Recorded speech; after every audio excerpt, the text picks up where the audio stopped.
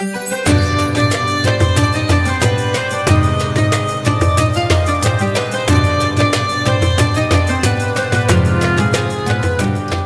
Ibu yang saya muliakan, pagi ini kita akan coba lihat hadis Rasulullah. Ada seorang sahabat Rasul namanya Mu'adz bin Jabal. Beliau ini satu-satu sahabat yang sangat dicintai oleh Rasulullah Sallallahu Alaihi Wasallam. Saking cintanya Rasulullah, beliau mengungkapkannya dalam memberikan Mu'adz bin Jabal satu wasiat yang mungkin bukan hanya untuk Mu'adz bin Jabal, tapi untuk kita semua. Bapak Ibu yang saya hormati, dalam hadis riwayat Abu Daud, Rasulullah Sallallahu Alaihi Wasallam bersabda, an Mu'adz bin Jabal, dari Mu'adz bin Jabal, anna Rasulullah Sallallahu Alaihi Wasallam, bahwa Rasulullah Sallallahu Alaihi Wasallam qala, bersabda,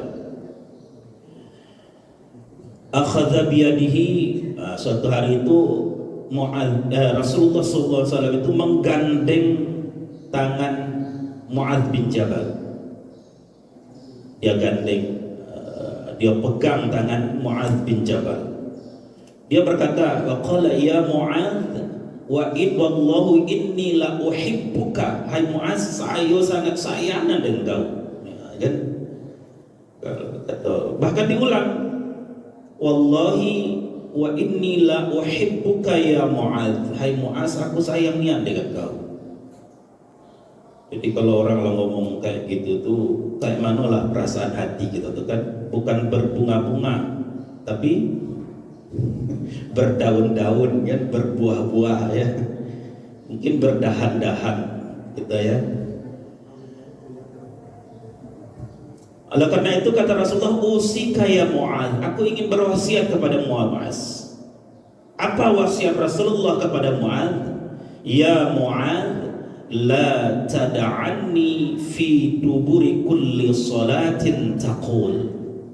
Hai Mu'adz, aku wasiatkan kepadamu, jangan lupa setiap selesai sholat berdoa. Ini sudah pernah saya sampaikan juga, tapi mungkin sekian tahun yang lalu.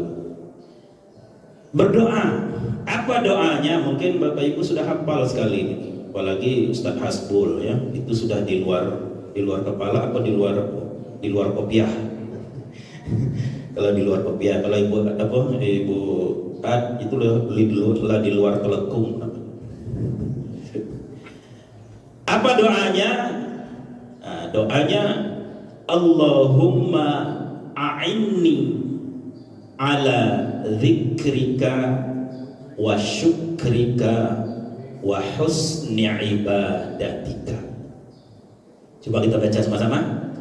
Allahumma a'inni ala dzikrika wa syukrika wa husni ibadatika. Nah, ada yang hafal? Kalau ada hafal nanti dapat 200.000. Ya. Tapi langsung artinya 100.000, matanya artinya 100.000. Ada? Dapat ya. Allahumma a'inni ala dzikrika wa syukrika wa husni ibadatik. Ini yang diwasiatkan oleh Rasulullah kepada Mu'adz, dan ini mahal sekali Bapak Ibu sekalian. Karena ketiga-tiga yang diwasiatkan oleh Rasul ini gampang-gampang susah. Apa wasiat Rasul yang pertama? Ya Allah, ya, Allahumma a'inni. Kenapa harus minta tolong kepada Allah? Karena ini berat. Minta tolong kepada Allah. Ya Allah, tolong ya Allah. Allahumma a'inni, ya Allah, tolong aku ya Allah. Ala dzikrika, yang pertama untuk selalu ingat kepada Engkau ya Allah. Tidak gampang untuk ingat dengan Allah itu, ya, tidak gampang, ya. Karena perintah kepada kita ingat kepada Allah itu bukan di masjid baik, bukan saat pengajian baik, bukan saat sakratul maut. Ingat kepada Allah itu sepanjang hayat kita, sepanjang waktu kita, sepanjang napas kita. Itu kita diingatkan untuk selalu ingat kepada Allah. Kalau kita ingat kepada Allah, insya Allah jalan kita lurus. Betul tak? Ada orang yang mau maling itu baca Bismillahirrahmanirrahim? Ada tak? Ya, banyak lupa baca Bismillah. Ya, banyak lupa baca Bismillah. Orang ketika dagang nimbang, kemudian timbangannya seharusnya 1 kilo jadi 9 on. Kira-kira dia ingat tak kepada Allah? Tak ingat. Ya, tak ingat. Sebab kalau ingat kepada Allah, Allah maha melihat, Allah maha mendengar, Allah maha mengetahui, Allah maha menghisab. Semuanya ada 99 Asmaul Husna. Bapak Ibu yang saya hormati dan saya muliakan. Jadi ingat kepada Allah ini mahal sekali. Ya. Orang yang selalu ingat kepada Allah, Allah akan lebih ingat lagi dengan kita. Ini yang susahnya. Ketika kita betul-betul ingat kepada Allah, Allah akan lebih ingat kepada kita. Apa imbasnya kalau Allah ingat kepada kita, memperhatikan kita, apapun kesusahan kita, apapun kesulitan kita, Allah bantu. Allah bantu. Tanpa diminta sekalipun. Nah, itu yang pertama. Singkat ada. Kemudian yang kedua, Allahumma a'inni ala dzikrika wa syukrika. Nah, ini yang kedua itu juga susah. Jadi orang bersyukur itu susah, ya. Jadi orang bersyukur itu susah. Makanya ketika di padang mahsyar nanti Allah umumkan, ya, hai hamba-hambaku, siapa orang-orang yang rajin ibadah? Tunjuk tangan semuanya. Hampir seluruh orang di padang mahsyar itu angkat tangan, ya, rajin ibadah. Kemudian ditanya lagi, hai hambaku, siapa di antara hamba-hambaku ini yang ikhlas? Banyak semuanya. Ya, semuanya. Masih banyak. Kemudian yang terakhir ditanya, hai hamba-hambaku, siapa di antara kamu ini yang banyak bersyukur, yang bersyukur dalam hidupnya? Qalilun, qalilun, qalilun. Dikit sekali, dikit sekali. Maka dikatakan wa qalilum min ibadiyasy syakur. Sedikit sekali kata Allah hamba-hambaku ini yang pandai bersyukur. Tidak usah kita tengok yang lain, tengok ke diri kita ya. Betapa kita harus bersyukur kepada Allah. Harga oksigen itu kan, coba ibu beli gas.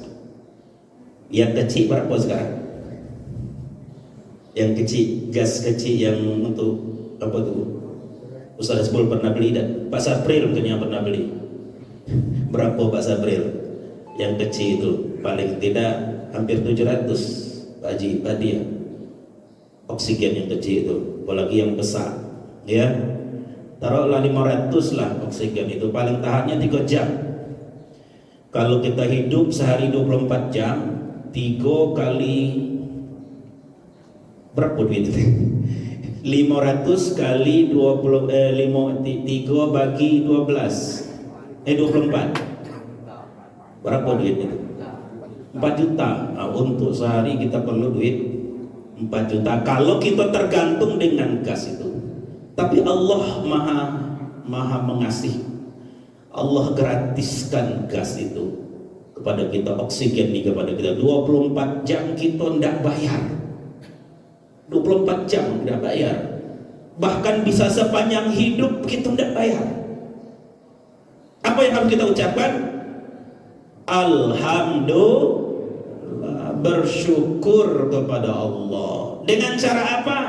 Paling tidak kita tidak durhaka kepada Allah. Ciri orang bersyukur itu tidak durhaka. Bersyukur kau hidup sampai kini, kata mak gitu kan. Kalau tidak tuh kau udah hidup, kalau tidak mak kau udah hidup, bersyukurlah kau tuh gitu kan. Nah, gitu kan. Artinya apa? Pandai-pandailah kita bersyukur kepada Allah. Karena orang yang bersyukur itu di samping nikmat akan bertambah, dan janji Allah, orang-orang yang bersyukur itu akan mendapat prioritas khusus nanti di yaumil akhir. akhir, akan mendapat perlindungan. Tidak ada perlindungan kecuali perlindungan Allah di hari kiamat nanti. Lalu yang ketiga, Allahumma a'inni ala dzikrika wa syukrika wa husni ibadati. Yang ketiganya agak berat juga. Apa wa husni ibadatik itu? Beribadah sebaik-baik mungkin, mempersembahkan ibadah yang terbaik. Kadang-kadang kita ditanya, sudah sholat tuh? Sudah. Rasanya barusan sebentar nih ngobrol, baru sebentar nih ngobrol, ke belakang bentar, pas kita ke depan, nengok ibunya sudah sholat. Itu baru 1,5 menit.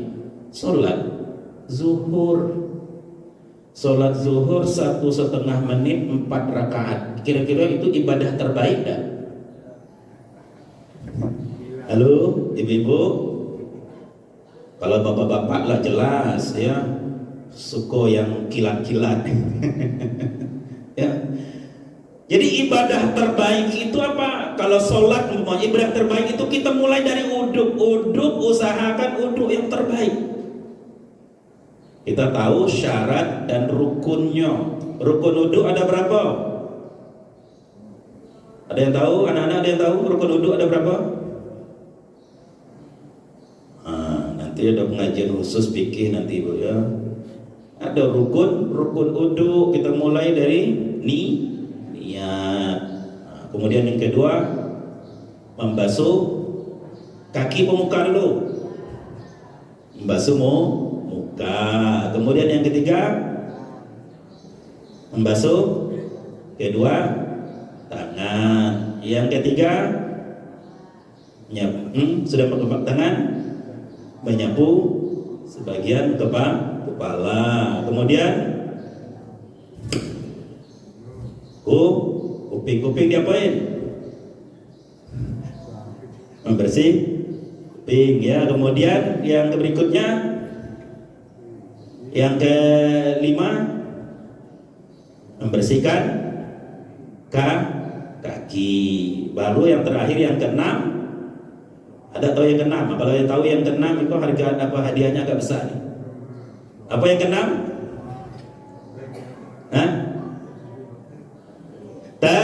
Tertib. Tertib itu sesuai urutan. Ya, kalau tangan dulu, jangan kaki dulu. Kalau menyapu sebagian kepala dulu, jangan ke kuping dulu. Artinya jangan dibolak-balik. Jadi kita mulai dengan wudhu yang sempurna. Kemudian ketika wudhu itu menggunakan air yang bersih, air yang bukan air yang sudah dipakai. Jangan ibu-ibu nanti sudah nyuci piring, sayang buang air ini, air milah untuk wudhu. Air bilas piringnya. Ya. Sayang air lagi mahal ini kan. Nah, terus air itulah digunakan wudhu. Iya, 2 kecelakaan, pertama wudhu tidak sah, yang kedua mata pedih. Ya. Nah, wudhu sempurna dulu. Ya. Sayang nih muka telekung nih, tidak usah lah rambut, tidak usah lampai rambut di atas jilbab kan sampai ke airnya. Saya sebul. Soalnya ibu-ibu dia buka jilbab nih, sayang buka jilbab, terus airnya diambil siram-siram Kena enggak rambutnya? Enggak kena rambutnya, memang basah, tapi tangan kita ini tidak sampai ke rambut. Ya, atau bapak ai malah katanya yang penting membasuh sebagian kepala. Kan kumis termasuk kepala, kok cuma basuh kumis, juga tidak sah. Nah, sampai nanti pelaksanaan rukunnya kemudian, jadi dimulai dari wudhu. Ya, miftahus sholah al-wudhu. Kunci sempurnanya sholat itu dari wudhu, mulai dari wudhu dulu. Makanya imam kita, Imam Syafi'i itu betul-betul mengajarkan kehati-hatian berwudhu itu, kehati-hatian berwudhu itu. Makanya Imam Syafi'i beda dengan imam yang lain ketika bicara tentang yang membatalkan wudhu. Ya, kalau Imam Hanafi kan bersentuhan itu udah batal, tapi Imam Syafi'i bersentuhan yang bukan murid itu batal. Nah, jadi ibadah yang sempurna sekali lagi itu terutama sholat dimulai dari uduk tadi, kemudian juga dengan mulai berpakaian, pakaian harus menutup aurat, kemudian suasana bersolatnya juga, cari sholat itu yang membuat kita, tempat sholat itu yang membuat kita khusyuk. Kayak mana nyari sholat tempat khusyuk? Ya cari tempat yang kalaupun tidak khususnya kira-kira jauh dari gangguan. Umpamanya sholat di depan TV lagi sinetron, suaranya dibesarin, kira-kira sholatnya selesai dah? Selesai. Kira-kira sholatnya khusyuk dah? Dah khusyuk. Bila perlu kalau pas nak sholat tuh HP pun di silentkan dulu atau dimatikan dulu. Kakek sedang sholat, HP berbunyi, mikir-mikir, ini siapa lah yang nelpon saya ya? Ini lagi sholat nih, ini siapa lah nelpon saya? Jangan-jangan orang mau ngantar tempoyak. Ya? Ini jangan-jangan orang yang nak nagih utang. Ini jangan-jangan orang nak ngantar duit. Ini jangan-jangan ya. Jadi hilangkan, upayakan. Makanya lebih baik sholat itu di masjid. Oleh karena itu anak-anak yang sholat di masjid jangan jadi pengganggu kehusuan orang tua kita yang sholat. Caranya ketika di masjid, ketika orang sholat tidak ribut.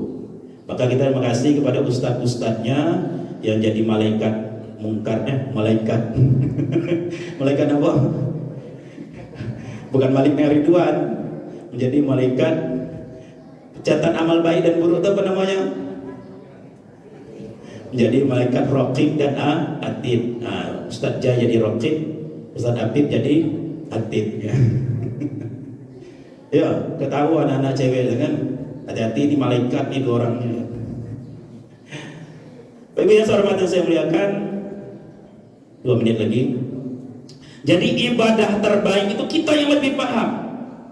Baca Quran, bagaimana baca Quran yang terbaik? Maka terima kasih Ustazah Yuni Ad yang tetap istiqomah untuk mengajarkan ibu-ibu kita membaca Al-Quran. Ya, cuman bapak-bapak nih yang belum nih. Kayak mana Ustaz Sebul? Kalau bisa bapak nih ada juga khusus. Bapak mau dah belajar Quran? Bukan belajar dah, sama-sama menyimak Al-Quran. Kalau mau mulai besok Ustaz Asbul, ya dengan ibu-ibu yang diperhatikan Ustaz Asbul, bapak juga diperhatikan kan, ya. Jadi bagaimana kita beribadah itu memang yang terbaik, karena yang terbaik itu setiap sesaat istilahnya itu ada kualitas, ada harga. Kalau dalam bisnis juga itu kan ada kualitas, ada harga. Setiap kualitas baik tentu harganya mahal. Jam biasa dengan jam yang dipakai oleh Hotman Paris, yang dipakai Ustaz Hasbul dengan Ustaz Hotman Paris sama ada harganya. Iya, yang dipakai Ustaz Hasbul mungkin paling 1,5 juta, mungkin kan 1 juta kan. Kalau yang dipakai Hotman Paris, ya itu bisa sampai 5 miliar atau 6 miliar ya. Jadi setiap ada kualitas, ada harga. Setiap ibadah kita ibadah kita itu berkualitas, ibadah kita itu baik, ibadah kita itu ngetop, pasti pahala dari Allah Subhanahu wa taala akan lebih besar. Nah, makanya nanti khusus sholat perlulah kita nanti bagaimana cara ruku yang benar, bagaimana sujud yang benar dan lain-lain sebagainya. Pak Ibu yang saya hormati saya muliakan, jadi sekali lagi mari kita di samping ini jadi zikir kita, zikir pada sholat. Jadi paling tidak sudah sholat itu ada kita baca doa Allahumma a'inni ala zikrika wa syukrika wa husni ibadatik.